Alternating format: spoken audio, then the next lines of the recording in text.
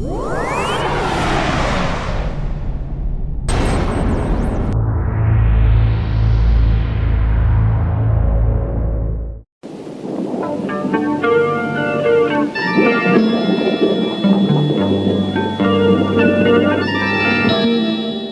nous a créés libres, c'est-à-dire libres de faire des bêtises, et que s'il intervient à chaque fois qu'on fait des bêtises pour réparer nos bêtises, alors ça veut dire qu'on n'est plus libre, et que simplement on est ou des marionnettes, ou des automates, ou des soldats de plomb. Mais c'est très difficile de faire passer ce message, mais le fait que les gens, en quelque sorte, accusent Dieu de tous les maux de la terre, prouve bien que même les athées croient en Dieu. Oui, sous un certain aspect absolument, mais de quel Dieu s'agit-il? Il est important, si on veut rechristianiser la société, ou alors à ce moment-là, le Dieu est bien connu et bien repéré. Il s'agit de redonner une vision du monde qui est conforme au livre saint, et il faut avoir les éléments scientifiques qui permettent d'appuyer tout simplement cette thèse, parce qu'il n'y a pas de mécanisme de la double pensée, il n'y a pas de possibilité de vivre en complète schizophrénie, d'avoir à la fois un enseignement religieux qui défend le déluge, et d'un autre côté avoir un enseignement profane qui le nie. Je crois que c'est important de saisir à quel moment cette cassure s'est opérée dans l'esprit occidental en particulier, parce que la science est née en Occident, tout au moins la science moderne est née en Occident, et la grande cassure s'est produite avec Copernic, et ensuite avec Galilée au début du XVIIe siècle. On a proposé aux chrétiens un système héliocentrique qui substituait au système géocentrique. C'est-à-dire qu'on est passé d'un système où la Terre était au centre de l'univers et le Soleil était au centre de l'univers. Et ce système s'est fait avec une science naissante qui remontait à la Renaissance et en opposition à la révélation. La révélation nous enseigne le contraire. Ni Copernic ni Galilée n'ont réussi à prouver quoi que ce soit concernant le mouvement de la Terre ou du Soleil, et c'est d'ailleurs pour la bonne raison pour laquelle ils ont été condamnés. Bellarmin était un bon mathématicien, savait parfaitement repérer les épreuves de Galilée et avait parfaitement remarqué que ses calculs ne tenaient pas. C'est pour ça qu'il a été condamné. Mais je crois que on n'en est pas là, parce qu'en fait c'est mis en route un processus scientifique qui devait se substituer à la vision traditionnelle. Comme le disait tout à l'heure monsieur à travers son livre sur l'arc, on a substitué une vision traditionnelle, une vision transcendante à une vision horizontale et scientifique. Et ça s'est fait en grande partie par la personne de Galilée. Je voudrais citer une petite phrase de Galilée de l'époque, où il écrit « Ce que l'expérience sensible ou la démonstration oblige à conclure ne peut être mis en doute ou révoqué par l'écriture, qui prise à la lettre semblerait dire autre chose, puisque chaque mot de l'écriture n'est pas déterminé par des contraintes aussi rigoureuses que chaque effet de la nature. » Avec ça, si on ajoute que Galilée écrit un petit peu plus loin, le livre de la nature est écrit en langage mathématique, on se trouve devant une situation où la science ne peut pas se tromper. Et s'il y a dilemme ou problème entre la science et la foi, c'est forcément la foi et la Bible qui a tort. C'est-à-dire que Galilée, en fait, inverse la logique. C'est-à-dire qu'il réduit le monde au nombre, alors que le monde n'est pas nombre dans la pensée divine, puisqu'il a créé la création. Le monde est nombré en Dieu, mais il n'est pas que le nombre. Or, Galilée, lui, résume le monde au nombre, et deuxièmement, il inverse l'autorité, c'est-à-dire qu'on passe de l'autorité spirituelle à l'autorité scientifique. Le monde moderne, qui est un monde qui se résume au nombre, puisque tout est nombré, et l'homme se résume à un nombre. L'homme, en fait, est l'homo economicus, c'est-à-dire on le considère en tant qu'il produit, qu'il vend et qu'il achète. En dehors de ça, il n'a pas de vie. Il n'y a pas de vie spirituelle, c'est pas nombrable. Il n'y a pas de vie affective, c'est pas nombrable. Il n'y a pas de vie familiale, c'est pas nombrable. C'est pour ça qu'on propose un certain nombre de choses qui ne sont révélable qu'à travers les statistiques. L'homme est identifié au nombre. On passe de l'économie du verbe. Voilà. Ouais. On passe de l'économie du verbe, qui est l'économie de la tradition, à l'économie du nombre. Et cette réduction au nombre fait que l'homme, qui était au sommet de la création, créé par Dieu à l'image de Dieu, se retrouve en fait à rien. Un amas de tissu et de matière, qui est l'objet du calcul et du nombre, la réduction de l'humanité au nombre. Et on en arrive aux petits embryons surnuméraires, en nombre trop nombreux qu'il faut éliminer. Ça dépend aussi, évidemment, les esprits, imbus des données modernes ont des difficultés à retrouver l'équilibre.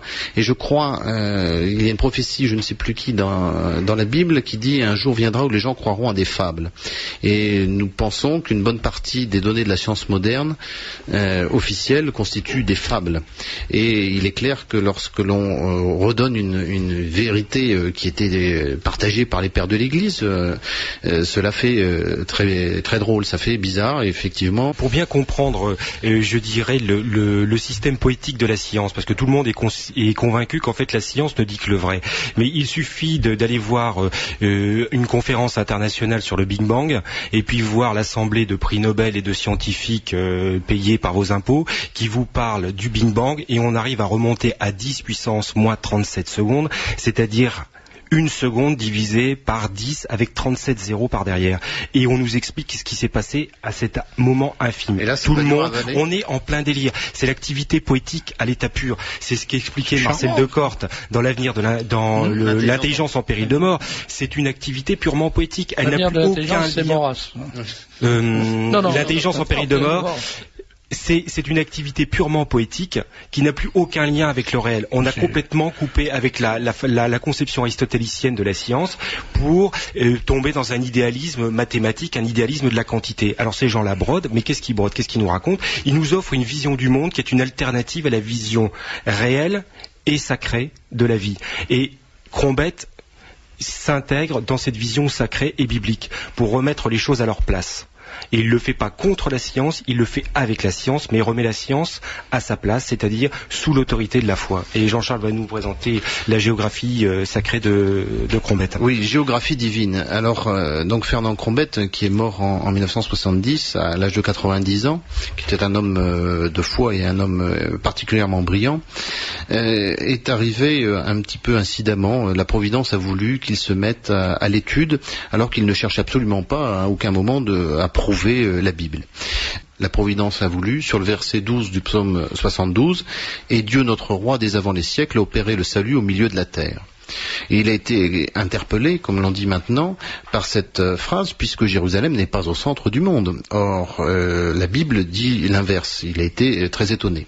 Il s'est souvenu des travaux du géographe allemand Wegener sur la dérive des continents, qui avait reconstitué le continent unique primitif que les géographes appellent la Pangée. On remarque ainsi que le Brésil s'intercale très bien dans l'Afrique. Toutefois, Fernand Crombette, toujours confiant dans la parole divine, s'est aussi souvenu qu'il y avait les eaux d'en dessous le firmament et les eaux au-dessus du firmament, qui lors du déluge s'est effondré, provoquant ainsi le déluge. Il a donc cru aussi à l'existence du déluge, qui est attesté très largement dans les Écritures, à la fois dans l'Ancien Testament et aussi dans le Nouveau Testament. Et par conséquent, le niveau des eaux des océans à l'heure actuelle n'est pas le niveau qui prévalait avant le déluge. Et il a constaté en regardant les cartes bathymétriques que les océans, le socle descend de manière régulière jusqu'à moins 2000 mètres, et après il s'effondre brusquement pour tomber dans les fonds abyssaux. Et il a donc eu le trait de génie, non pas de s'arrêter à la cote actuelle pour reconstituer le continent unique primitif, mais à la cote bathymétrique moins de 2000 mètres, qui correspond, l'eau au-dessus correspond à la quantité d'eau qui s'est abattue lors du déluge. Et il reconstitue ainsi un continent unique primitif, en partant pour ne pas être influencé des îles Malouines ou Falklands, c'est comme vos auditeurs préfèrent. Et Malvinas, avec Internet, on est écouté en Argentine aussi, il faut faire attention. Bon.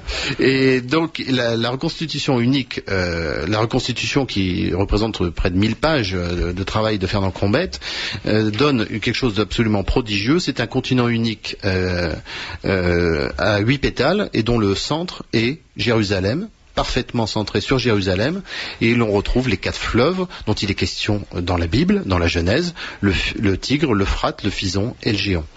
Ceci est absolument merveilleux. Et pour apporter un petit peu de l'eau au moulin de Fernand Crombette, je crois que vous connaissez bien Monsieur Guiberto, qui a... On l'avait reçu, oui, dans cette émission. Vous l'avez déjà reçu. Granulométrie. Voilà, donc Monsieur Guiberto, qui est un polytechnicien, qui est le vice-président de notre association, qui est un sédimentologue de renommée mondiale, a réussi à mettre en évidence que la stratification n'est pas liée à un problème de temps, mais c'est un problème de mécanique. Je le dis vraiment en 2 mots. Et en quelque sorte, il a fallu pour qu'il y ait stratification un apport d'eau considérable. Et si vous voulez, la grande conclusion, les strates telles qu'on les observe se sont formées lors du déluge. Et cela nous fait penser à une des confessions qu'a fait Mélanie de la Salette à son confesseur, le Père Combe, pas le petit Père Combe, mais le Père Combe, et qui le Père Combe lui objectait que la Terre avait des millions d'années, que les strates s'étaient formées progressivement. Elle a souri à ses propos, elle a dit non, les strates se sont formées lors du déluge, comme il est écrit dans la Genèse. Donc le premier travail de Fernand Crombette était achevé, il s'agit de la géographie divine. Vous comprenez bien qu'il est extrêmement difficile de résumer une œuvre qui n'est pas une œuvre poétique, qui est une œuvre scientifique, à la fois extrêmement facile à lire, extrêmement plaisante, mais en même temps extrêmement pointue, extrêmement fouillée, et on en arrive à une chose tout à fait merveilleuse, c'est-à-dire reconstituer le continent unique primitif. Et il y a d'ailleurs des traces... arrive avec les travaux de Monsieur Berthaud, d'ailleurs, qu'il poursuit, arrive à cette conception que les paysages géologiques que l'on voit ne sont pas le produit du temps, mais sont le produit d'une action mécanique qui peut se faire en quelques heures. Ça a été prouvé. Oui, Guiberto le démontre dans une cassette d'une manière absolument éblouissante que la géologie n'a rien à voir avec le temps. Et la base même de la théorie de l'évolution, c'est l'allongement de la durée.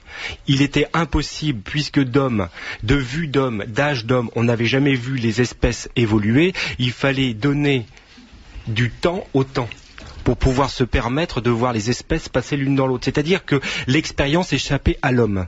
On tombait dans l'activité poétique. Or, les travaux de M. Berthaud, les travaux de M. Crombette mettent un terme à ces propos. Exactement. Et si vous pouvez, là, évidemment on est à la radio, on ne le voit pas, mais il s'agit d'une enluminure qui représente le Christ créant la Terre. L'univers, avec un compas d'ailleurs. Oui. Et on voit bien, alors c'est vrai que c'est une icône ça, mais de quelle époque? 13e siècle. 13e siècle. Et alors c'est intéressant parce que c'est unique. Donc on voit le continent original. Absolument. Qui a 8 pétales, comme le. Alors qui est festonné, qui est semblable à une fleur, qui indique, et qui laisse entendre que Jérusalem était au centre. Et Saint Hildegarde de Bingen, dans ses visions, a une vision de la Terre aussi identique, à peu de choses près, à celle de Fernand Crombette. Alors, Jérusalem est au centre de la Terre, qui est au centre de l'univers, enfin de la galaxie, qui est au centre de l'univers. Et là, on a une vision christocentrique. Christocentrique, absolument. Vous comprenez que le monde n'est plus le même. Et on comprend bien. Enfin, c'est assez logique d'imaginer que Dieu crée l'univers crée l'univers comme un écrin pour accueillir sa plus belle création. Évidemment. Vous comprenez que les conséquences sont énormes, parce que si la Terre n'est plus une vague bout de planète perdue aux confins de l'univers, dans lequel la vie serait apparue par hasard dans une flaque d'eau, c'est tout à fait différent. Oui, et les conséquences, ça change quand même pas mal de choses. Et les conséquences sont tout à fait différentes. Alors ça, c'est une des œuvres de Crombette. Il y a 16 000 pages, là il y en a que 1000 à peine. Un autre travail, je ne le reprends pas forcément dans l'ordre, ça a été de s'intéresser à Galilée. D'où le titre de l'ouvrage, Galilée avait-il tort ou raison? Une des idées partagées par tous nos contemporains, c'est que Galilée a prouvé que la Terre était au centre et tournait autour du Soleil.